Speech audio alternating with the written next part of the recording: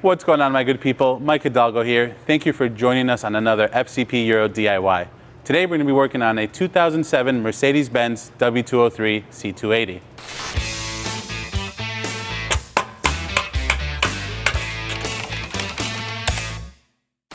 Today on the C280, we're going to be covering how to replace your front struts and strut mounts. Now the vehicle behind me is a 4MATIC, so it is going to be a little bit different than the rear-wheel drive models. In front of me, we have some SAC struts along with some Lemforder strut mounts and some genuine Mercedes hardware for our pinch bolts. Now we have a couple different options available on fcpro.com should you want to change up the branding a little bit. Typically, these are going to last you anywhere from 60 to 100,000 miles. It really depends on the kind of road conditions that your vehicle sees. The vehicle behind us is at 178,000 miles or so and on its original suspension, so it is certainly due for an upgrade. Typically, as these units age over time, they're going to lose their rebound, meaning the vehicle's only going to ride on its springs, giving you a really springy ride. Oftentimes, you can get some clunking from the strut mounts as either the bearings wear or the internals start to fail. So just keep that in mind. If you get in a really bumpy, rough ride and you don't know if your suspension has been done, more than likely it could be original or just really, really old. Now that we know what parts we're going to be installing and a couple things to look out for, let's go ahead and take a look at some of the tools we're going to need for this job. Aside from the standard socket set that you're going to need to do this job, some of the more outstanding things would be a set of torque wrenches so you can torque down everything properly. We have both a 1/2 inch and 3/8 drive torque wrench. Same thing goes for our ratchets. We also have a couple wrenches that simulate the same socket sizes, which would be a 21 and 14 millimeter wrench. Again, we have the socket alternative of those. Moving into some more specialized and some more necessary tools are going to be a spring compressor. For those of you tackling this at home, make sure you have a good proper spring compressor. Otherwise, what I highly suggest is you take your old struts and your new struts, take them to an independent shop. A little bit of money that you're saving doing this as a DIY, you can put towards having them assemble it for you for a small fee. It's a lot less sketchy than playing with some of these dangerous tools, if you will. Highly, highly, highly recommend with any suspension work that you do, a set of pass-through sockets. This is a suspension one specifically from CTA 7466 if you want to look it up on fcpro.com. It makes disassembling and assembly on your struts and shock components super easy. Another nice to have here would be a bungee cord. When we undo our knuckle from the strut, everything's going to want to hang. That'll keep everything in check. Paint marker is always nice just to mark everything down once you torque it. And last but not least, a super extra nice to have is an impact gun for any of the large hardware. Now we know what tools we're going to be working with. Let's go ahead and get started on this DIY. We're at the lift and we're going to start by taking off our wheel. For those good people at home following along without a Milwaukee impact gun or some sort of impact gun, you're going to want to break your lug bolts free before you jack up the vehicle using a large breaker bar and a 17 millimeter socket. Then from there you can raise it up and work on removing them the rest of the way. We have a Milwaukee impact here as we do a lot of DIY, so we're just going to go ahead and zap these off and get started. Now that we have our wheel off, we have a better view of where we're going to be working. We have a couple things to disconnect from our strut assembly before we can get ready to pull it out and separate it from the knuckle. We have a sway bar end link, and we have our brake cable as well as some brake pad sensor cabling depending on the vehicle or ABS sensor. So with that, let's get a little bit more cozy in the wheel well and we'll start removing some of those components. All right, first thing of business is we're going to start by disconnecting our sway bar end link from the strut body. Now this hardware can change depending on what brand you have on here. These are Mercedes, so they have a Torx counterhold in the ball joint stud and an 18 millimeter nut. So you can use a wrench and a counterhold Torx to remove that.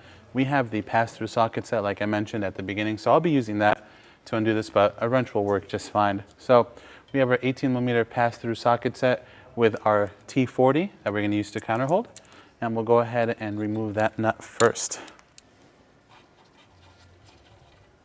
And then with that removed, we can simply push the sway bar end link back and off of our strut. Moving over to the front of the strut and the side, we have an ABS cable to remove. Now there is a tab that comes off of the strut right here that holds these two lines together, one for the brake pad wear sensor, one for the ABS cable. That can just slide forward towards the inside of the car and off, just like that. Now we have the ABS cable freed up from the tab up here. It runs to the front of the strut as well, two small tangs that hold it in. Just grab them. You can do one side at a time, but the goal is just to pull them forward.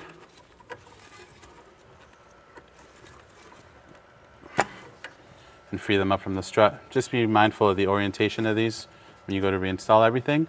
And then last but not least, we have a soft line that runs through this tab off of the strut here as well. You can see there's an opening in between the grommet towards the front of the car. We're going to go ahead and pull that towards us. The next thing we want to do before we remove the 2 pinch bolts is we're going to loosen up the caliper and just kind of swing the head of it over a bit. The issue here is with the tight packaging, the bottom 21mm bolt will hit the hard line, or the beginning of the soft line portion, if you will, on the brake line, so it's not going to come out all the way. So we're going to go ahead and grab our 14 and some pliers and undo the 2 bolts that hold our caliper to the caliper carrier. And we're going to try to get away with just undoing the top one in full and kind of swinging it out a bit.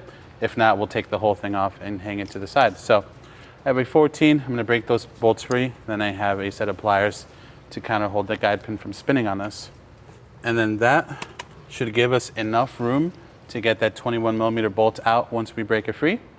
So now with that said, let's go ahead and grab our 21mm socket. I'm going to use the impact gun to zap the nuts off. However, for those of you at home without the impact, you can use 2 wrenches. You can use a large 1/2-inch drive ratchet. I recommend something bigger, especially if these have been on there for a long time. So let's go ahead and get these off. So 21 on the gun and a 21 wrench to counter hold.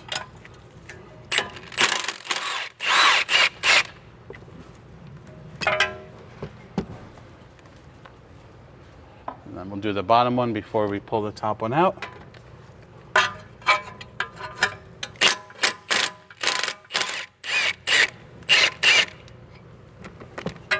The impact just makes easy work of these big crusty bolts. Highly recommend one. If you're going to be doing a lot of DIYs at home, it's good to start investing in some big tools like that. It just makes your life so much easier. All right.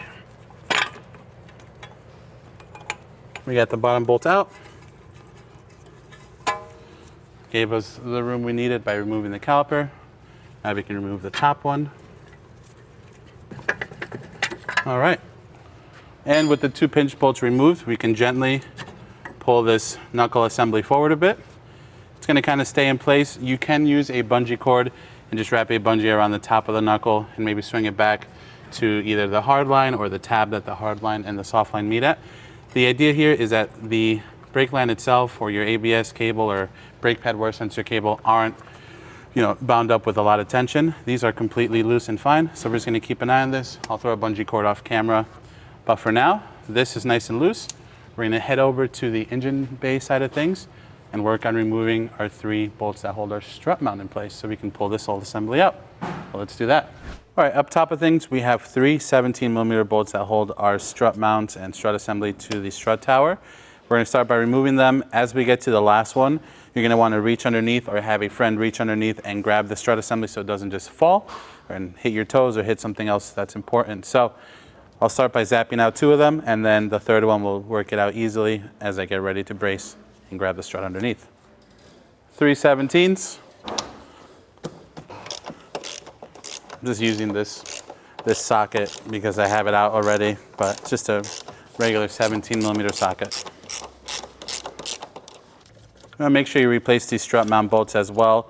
The new strut mounts from Lemforder come with new hardware, which is nice. All right, as I get this last one off, I'm going to grab the strut from underneath so I can catch it. All right.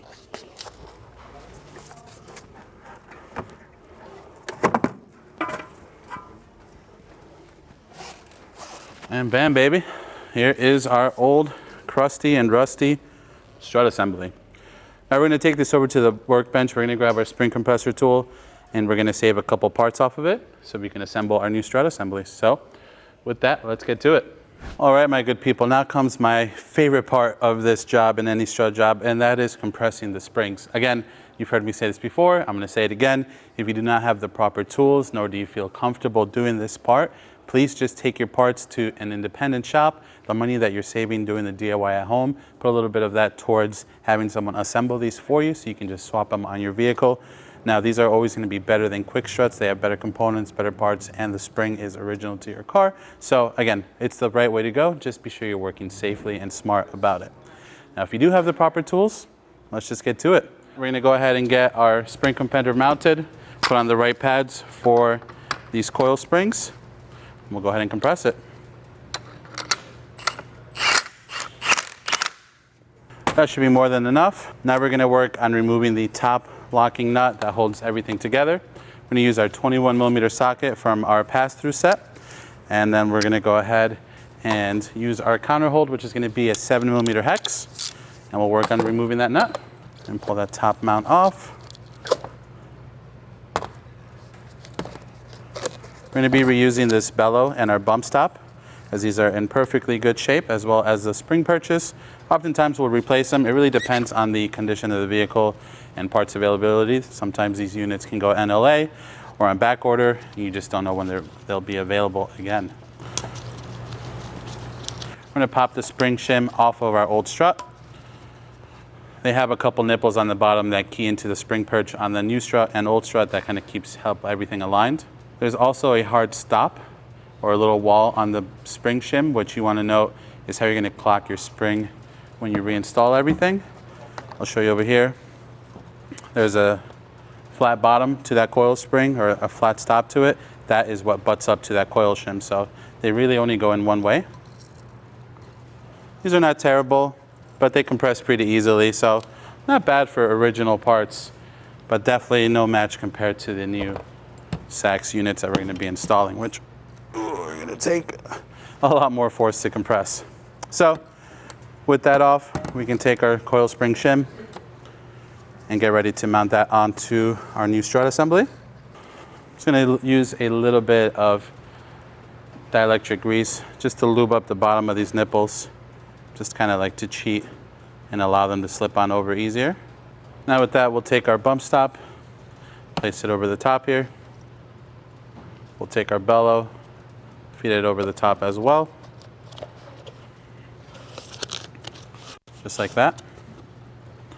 We'll go ahead and feed the strut through our coil spring assembly here that's still under the compressor, or in the compressor I should say. So it's gonna sit something like that. Then off of our strut mount, we're gonna take this top spring pad shim.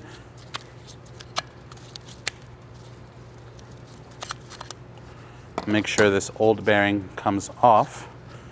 Just using a small flathead to wedge this old perch off here. There we go. Here's our old bearing. Pretty crusty feeling compared to the new one. So definitely due for a replacement. That can be seated over our new strut mount and bearing assembly. Just like that. And then we can go ahead and slide it over. Unlike the top one, this one doesn't have a stop built into it, so it can go in any position, which makes your life a little bit easier during reassembly, meaning you only have to focus on one of the spring perches and not both.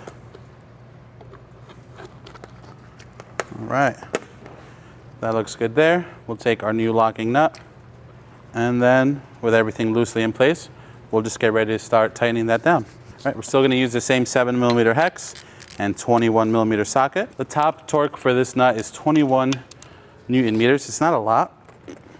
Doing that is gonna be more than enough to meet the torque spec. Again, it's a small amount. It's a locking nut.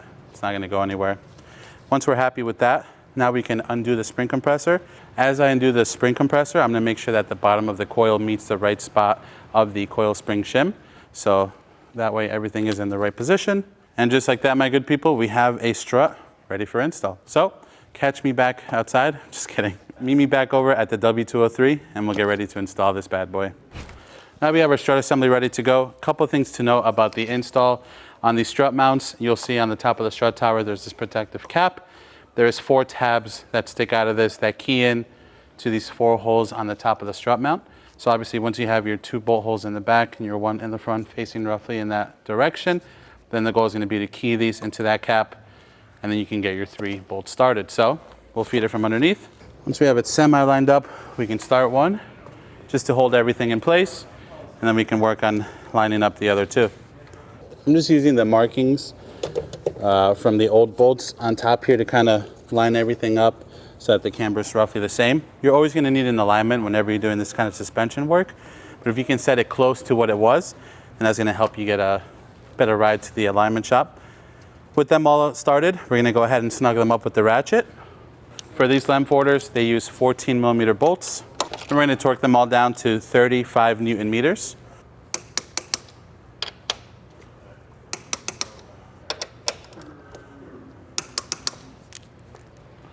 Just so that we remembered that we torqued these, I'm gonna go ahead and hit them with the paint pen. And now that this is situated, we can head back in the wheel well and button up everything underneath. All right, my good people, underneath the wheel well, we're gonna start by getting our 2-pinch bolts started. Again, we recommend you replace these. They are torqued to yield. I'm gonna remove my bungee cord and we'll get to it. Get that lined up as best as we can and start feeding these through. There's 2. I can go back in place for now. And we can go ahead and get our 2 21mm nuts on the other side and started. All right, and then I'm just gonna use the impact and the 21mm socket and wrench to just snug these up, and then we'll torque them down properly. Now we're gonna torque them down to 100 Newton meters plus an additional 90 degrees. Now, obviously I'm torquing this down just with the ratchet. I'm making sure that the head isn't spinning on me. If the head of the bolt is spinning, then you're gonna wanna counter hold it. But these are pretty tight enough where they shouldn't really spin anymore. All right. Then using a paint pen, I'm just gonna mark the top of the nuts and then rotate them an additional 90 degrees. If you have a fancy torque wrench, sometimes you can use an angle mode on those so you can get that final 90-degree torque. Now we have those secured, we can go ahead and resecure our caliper once more. So let's do that next. I'm gonna take our 14mm bolt and reinstall it onto our caliper and caliper carrier, or guide pin if you will. And then we're gonna torque them down to 8 Newton meters. It's not a whole lot on these C280s, it's actually pretty low. So we'll go ahead and use our torque wrench. There's the top one, help you secure the bottom one. Beautiful. Now that our brake caliper is resecured, we can resecure our ABS line, our grommet for our ABS line and brake pad wear sensor, and our soft line, and then we'll wrap it up with the sway bar. All right, now we're gonna secure our cables back to the strut using the tabs provided. Thank you, Sachs. We'll start with this ABS cable up front here. For this one, we're gonna just guide it back into the grommets that are on the line, onto the tangs on the strut. Then for our next one, we're gonna do our soft brake line.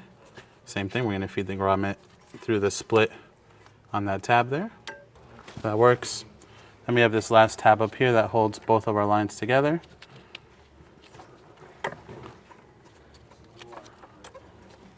Boom, baby. Now last but not least, we have our sway bar end link. We're just gonna feed the end link through. Then we'll get our nut, get that started.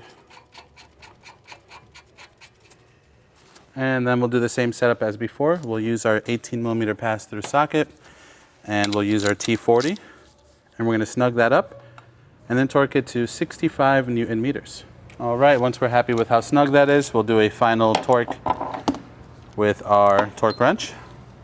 We have our torque wrench set. We'll just give it one final snug here. Oh yeah, baby, no problem.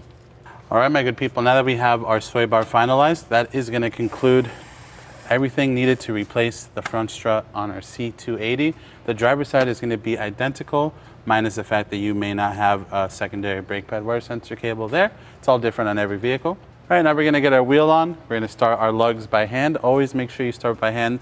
The last thing you wanna do is cross thread one of the holes in the hub, and then your long DIY just turned even longer. All right, we're gonna use the impact just to snug them up, and then we'll drop the vehicle and give them the final torque. Now with the car on the ground, we can give our wheels the final torque. I have this torque wrench set to 90 foot-pounds or 122 Newton meters. Always tighten them in a star pattern whenever possible.